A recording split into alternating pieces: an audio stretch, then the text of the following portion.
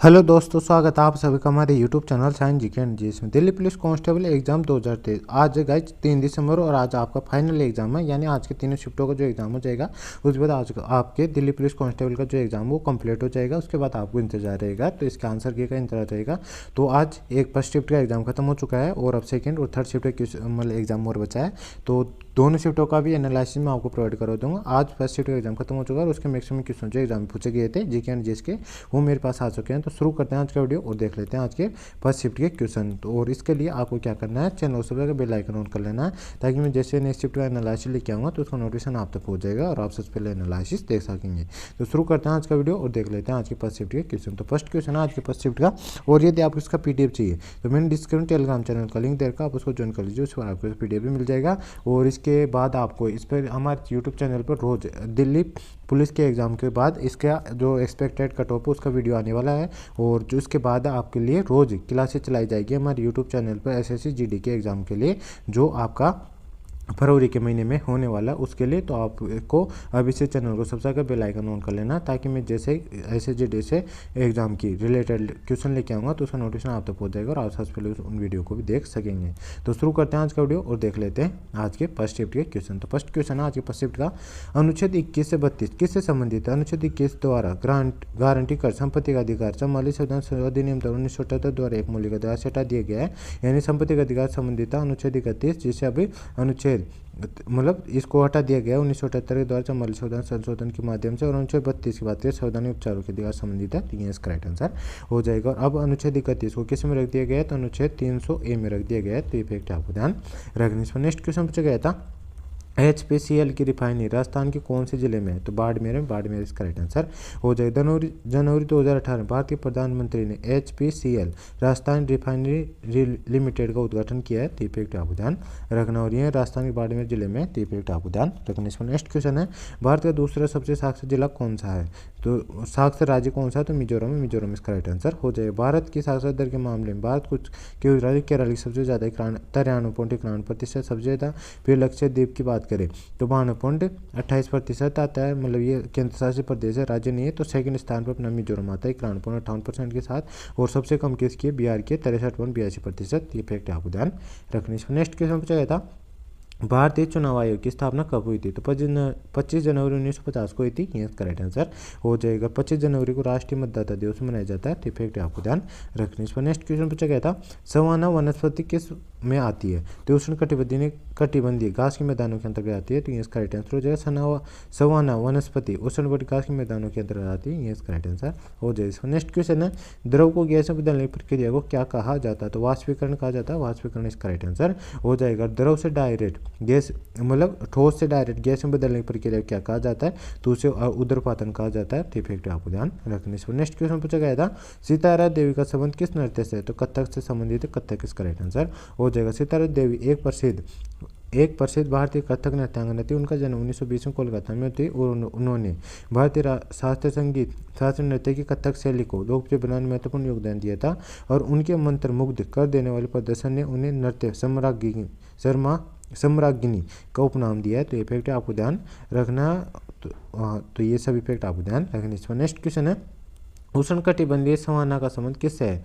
तो ये उष्णकटिबंधीय सवाना जलवायु में वर्षा उष्णकटिबंधीय मानसून जलवायु से कम होती है। तो ये इससे संबंधित है। तो ये इसका राइट आंसर हो जाए। सवाना नामक ऊंची मोटी घास की उपस्थिति के कारण AWS जलवायु होती है, जिसे मतलब अक्सर उष्णकटिबंधीय सवाना कहा जाता है। तो ये इसका राइट आंसर हो जाएगा। नेक्स्ट क्वेश्चन पूछा गया था, अवनी लेखरा किस खेल से संबंधित है? शूटिंग से संबंधित है। शूटिंग इसका राइट आंसर हो जाएगा। एक अनुच्छेद 112 से क्वेश्चन पूछा गया है, पूरा क्वेश्चन नहीं मिला है। अनुच्छेद 112 की बात करें, भारत संविधान के अनुच्छेद 112 के अनुसार एक वर्ष के केंद्रीय बजट को वार्षिक वित्तीय विवरण कहा जाता है। तो ये इसके बारे में वार्षिक वित्तीय विवरण के बारे में, तो ये इसका राइट आंसर हो जाएगा। नेक्स्ट क्वेश्चन पूछा गया था, कृष्णा नागर किस खेल से संबंधित है? पैरा बैडमिंटन संबंधित है। तो ये इसका राइट आंसर हो जाएगा। कृष्णा नागर एक भारतीय पैरा बैडमिंटन खिलाड़ी है और साल 2021 में मेजर ध्यानचंद खेल रत्न पुरस्कार सम्मानित किया गया था।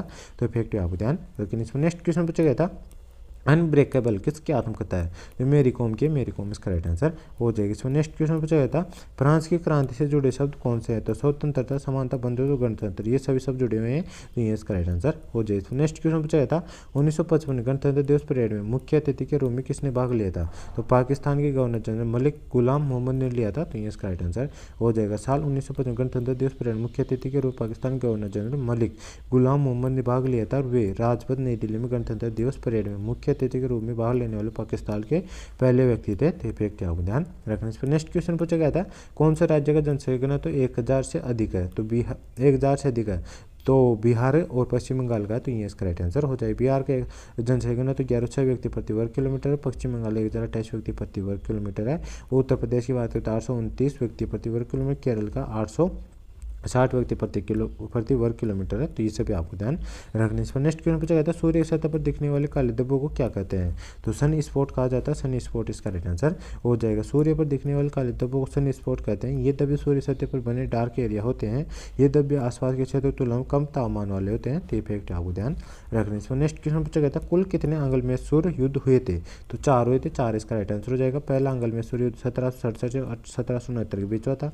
दूसरा आंग्ल में सूर्य युद्ध 1780 से 1784 के बीच हुआ था। तीसरा आंग्ल में सूर्य युद्ध 1790 से 1792 के बीच हुआ था और चौथा आंग्ल में सूर्य युद्ध 1798 से 1799 के बीच हुआ था। तो ये चारों हुए थे, तो ये इसका राइट आंसर हो जाए। नेक्स्ट क्वेश्चन पूछा गया था परिवार नियोजन किस पंचवर्षीय योजना में किया गया था?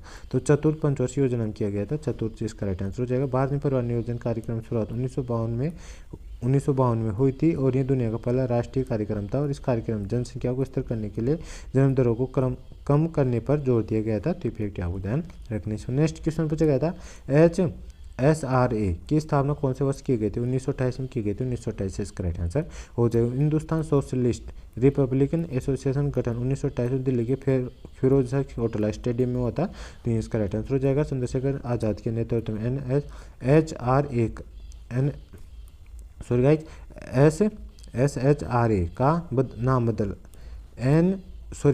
HRA का नाम बदलकर Hindustan socialist Republican association HSRA कर दिया गया था, तो इफेक्ट आपको ध्यान रखने से। नेक्स्ट क्वेश्चन पूछा जाता है समुद्री पारिस्थितिक तंत्र में प्राथमिक स्तर कौन होता है?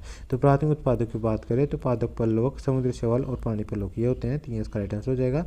और पादप पर्लवक को समुद्री घास भी कहा जाता है, तो इफेक्ट आपको ध्यान रखने से। नेक्स्ट क्वेश्चन पूछा गया था साक्षरता की गणना किस विभाग द्वारा की जाती है? तो गृह मंत्रालय द्वारा की जाती है, गृह मंत्रालय इसका राइट आंसर हो जाएगा। भारत में जनगणना के अनुसार 2011 जनगणना साक्षरता गणना गृह मंत्रालय द्वारा की जाती है, तो यहाँ पर आपको ध्यान रखना है। और जनगणना संगठन भारतीय महारजिस्टर और जनगणना आयुक्त कार्यालय के तहत आता है, तो इफेक्ट आपको ध्यान रखने से। नेक्स्ट क्वेश्चन पूछा गया था गोपिका वर्मा का संबंध किस नृत्य से? तो मोहिनीअट्टम से, मोहिनीअट्टम इसका राइट आंसर हो जाएगा। मोहिनीअट्टम भारत में शास्त्रीय नृत्य रूपों में से एक, मोहिनीअट्टम भारत में शास्त्रीय नृत्य रूपों में से एक। मोहिनीअट्टम के उत्पत्ति केरल राज्य से हुई है और मोहिनीअट्टम का नाम भगवान विष्णु के स्त्री अवतार मोहिनी से लिए गए, तो इफेक्ट आपको ध्यान रखने से। नेक्स्ट क्वेश्चन पूछा गया था गयासुद्दीन बलबन की पत्नी का नाम क्या था? तो जिल्ले-लाई था, तो ये करेक्ट आंसर हो जाएगा।